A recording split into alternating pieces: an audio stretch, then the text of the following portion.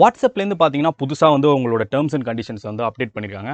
So அந்த terms and condition படி பிப்ரவரி 8லேருந்து ஒரு சில பேரால் வந்து வாட்ஸ்அப் வந்து யூஸ் பண்ண முடியாது.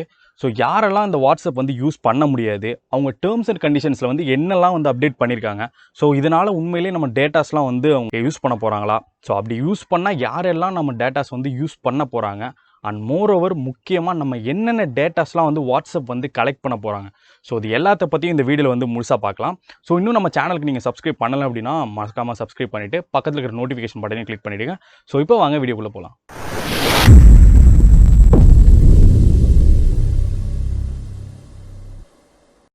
வாட்ஸ்அப் வந்து பார்த்தீங்கன்னா 2009 வந்து லான்ச் பண்ணாங்க.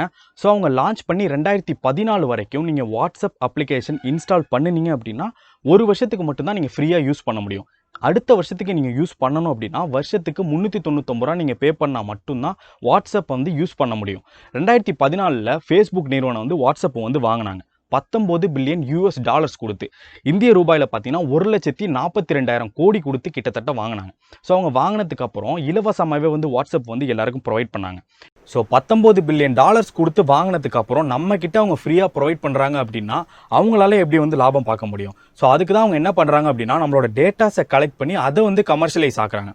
ஸோ எப்படி வந்து நம்மளோட டேட்டாஸை கலெக்ட் பண்ணி கமர்ஷியலைஸ் ஆக்குறாங்க அப்படின்னா, ஸோ ஒரு எக்ஸாம்பிளுக்கு உங்கள் ஃப்ரெண்ட்ஸ் கூடயோ இல்லை ஃபேமிலி மெம்பர்ஸ் கூடயோ ஒரு சேட் பண்ணுறீங்க அப்படின்னா, ஒரு எக்ஸாம்பிளுக்கு ஒரு ஃபோன் வாங்க போகிறோம் அப்படின்னு சொல்லிட்டு நீங்கள் மெசேஜ் பண்ணிங்க அப்படின்னா நெக்ஸ்ட் டே ஃபேஸ்புக்லேயோ இன்ஸ்டாகிராம்லேயோ பார்த்தீங்கன்னா ஒரு அட்வர்டைஸ்மெண்ட் வந்து ஷோ ஆகும். நீங்கள் எந்த ஃபோனை பற்றி நீங்கள் பேசியிருந்தீங்களோ அந்த ஃபோனோட அட்வர்டைஸ்மெண்ட் வந்து ஸ்பான்சரில் வந்திருக்கும். ஸோ அது எப்படி வருதுன்னு நினைக்கிறீங்க?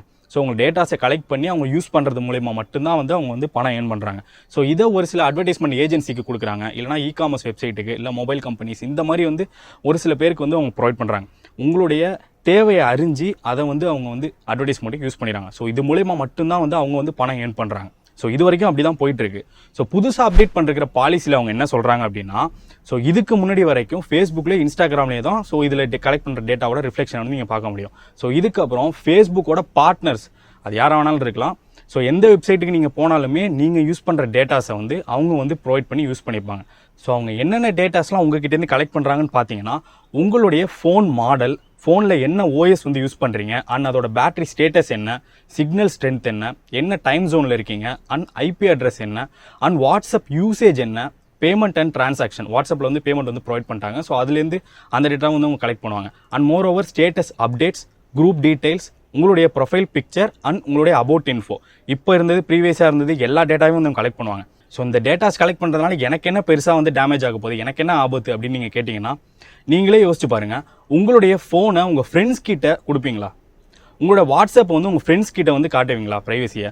ஸோ இந்த டேட்டாஸ் எல்லாமே ஒரு தேர்ட் பார்ட்டி, உங்களுக்கு தெரியாத ஒரு நபர் வந்து இந்த டேட்டாஸ் வச்சுருந்தாங்க அப்படின்னா அது எப்போதுமே உங்களுக்கு ஆபத்து தான்.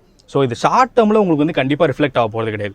பட் நீங்கள் லாங் டேர்மாக நீங்கள் வாட்ஸ்அப் வந்து ஃபுல்லாக யூஸ் பண்ணிங்கன்னா உங்களை பற்றி எல்லாமே தெரியும். ஸோ ஒரு டைமில் உங்களோட நேமை வந்து ஜஸ்ட் அவங்க டைப் பண்ணாங்க அப்படின்னா உங்களோட ஜாதகமே கிட்டத்தட்ட அவங்ககிட்ட வந்து ப்ரொவைட் ஆகிடும். ஸோ இதனால தான் வந்து இந்த டேட்டாவை வந்து எவ்வளோ முக்கியம்னு சொல்லிட்டு நான் சொல்கிறது. ஸோ இப்போ வந்து கண்டிப்பாக வந்து ஒரு ப்ராப்ளமாக நம்ம நினைக்க மாட்டோம். பட் ஃப்யூச்சரில் வந்து நம்ம டேட்டாஸ் தான் நம்மளோட சொத்து. ஸோ அந்த மாதிரி தான் ஆக போகுது. ஸோ அந்த மாதிரி ஒரு டைமில் நம்மளோட டேட்டாஸை வந்து நம்ம செக்யூராக வைக்கல அப்படின்னா கண்டிப்பாக வந்து நம்ம தான் வந்து பாதிக்கப்பட போகிறோம். ஸோ இதுக்கு என்ன அல்டர்னேட்டிவ் இருக்குது அப்படின்னு கேட்டிங்கன்னா, ஏகப்பட்ட அப்ளிகேஷன்ஸ் இருக்குது. நீங்கள் வாட்ஸ்அப்பை மட்டும்தான் டிபெண்ட் பண்ணி இருக்கணும் அப்படிங்கிறதுக்காக எதுவுமே கிடையாது. பிப்ரவரி 8க்குள்ளே இதை வந்து நீங்கள் அக்செப்ட் பண்ணினீங்க அப்படின்னா வாட்ஸ்அப் வந்து யூஸ் பண்ணலாம். ஸோ இந்த பாப்பப் வந்து ஒரு சில பேருக்கு இது வரைக்கும் வந்திருக்கலாம், ஒரு சில பேருக்கு வராமல் இருக்கலாம். கண்டிப்பாக வந்து வராமல் இருக்கிறவங்களுக்கு கண்டிப்பாக வரும். நீங்கள் நாட் நவ் இப்போ கொடுக்கலாம், பிப்ரவரி 8 வரைக்கும் உங்களால் நாட் நவ் கொடுக்க முடியும். ஸோ அது வரைக்கும் நீங்கள் வந்து வாட்ஸ்அப்பை தாராளமாக யூஸ் பண்ணிக்கலாம். ஸோ பிப்ரவரி 8க்கு அப்புறமும் நீங்கள் நாட் நவ் தான் கொடுத்தீங்க, நீங்கள் அதை அக்செப்ட் பண்ணலை அப்படின்னா பிப்ரவரி 8க்கு அப்புறம் உங்களால் வாட்ஸ்அப் வந்து யூஸ் பண்ண முடியாது. இதை நீங்கள் அக்செப்ட் பண்ணினீங்க அப்படின்னா நான் இப்போ சொன்ன மாதிரி இந்த டேட்டாஸ் எல்லாத்தையும் கலெக்ட் பண்ணி ஃபேஸ்புக் அண்ட் அவங்களோட பார்ட்னர்ஸ் எல்லாத்தையுமே வந்து இந்த டேட்டாஸ் வந்து ப்ரொவைட் பண்ணுவாங்க. ஸோ இதை ஞாபகத்தில் வச்சுக்கோங்க. ஸோ இது தாண்டி நம்ம வந்து வேற ஒரு அப்ளிகேஷனை யூஸ் பண்ணணும்னு நினச்சிங்கன்னா தாராளமாக யூஸ் பண்ணலாம். டெலிகிராம், சிக்னல், இது போல் நிறைய அப்ளிகேஷன்ஸ் இருக்குது. ஸோ டெலிகிராம் ஆல்ரெடி நிறைய பேர் யூஸ் பண்ண ஆரம்பிச்சிருப்போம். சிக்னலுங்கிறது இந்த அப்ளிகேஷன் வந்து கேள்விப்பட்டிருக்க மாட்டோம். ஸோ சிக்னலுங்கிறது என்ன அப்படின்னா நம்மளுடைய கான்டாக்ட் டீட்டெயில்ஸ் மட்டும்தான் வந்து அவங்க கலெக்ட் பண்ணுவாங்க. ஸோ அதை தவிர நம்மளோட எந்த டேட்டாஸுமே வந்து சிக்னல் அப்ளிகேஷனில் வந்து எதுவுமே கலெக்ட் பண்ண மாட்டாங்க. ஸோ இது சிக்னலுக்கான ப்ரொமோஷன் கண்டிப்பாக கிடையாது. ஸோ அதையும் நான் முன்னாடியே சொல்லிடுறேன்.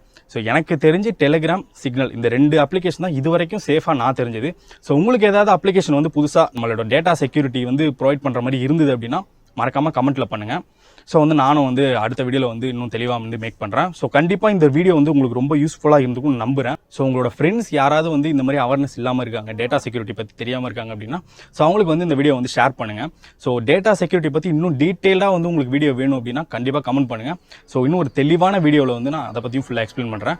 கண்டிப்பாக இந்த வீடியோ வந்து ரொம்ப யூஸ்ஃபுல்லாக இருக்கும்னு நம்புகிறேன். மறக்காமல் வந்து லைக் பண்ணிவிடுங்க. நம்ம ShankTech தமிழுக்கு சப்ஸ்கிரைப் பண்ணுங்கள். நன்றி, வணக்கம்.